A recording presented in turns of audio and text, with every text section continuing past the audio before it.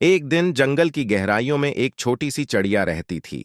ये चिड़िया बहुत दुलेर और बहादुर थी, लेकिन उसको अपनी छोटाई की वजह से दूसरे जानवरों की नजर में कभी नहीं आती थी। एक दिन वो अपने दोस्तों के साथ जंगल की सैर कर रही थी।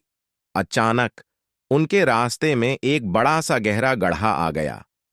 दोस्तों ने एक दूसरे से कहा, ये गड्ढा बहुत खतरनाक है, हमें उससे दूर रहना चाहिए।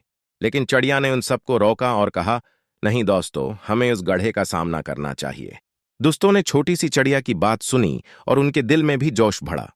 वो सब मिलकर अपनी जान बहक करते हुए गड्ढे की तरफ चले।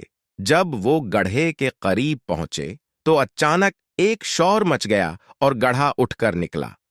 दोस्तों ने खौफ से दौड़ते हुए घंटी बजाने शुरू की, लेकिन चिड़िया ने अपना हौसला नहीं खवाया और अपने दोस्तों को संभाला।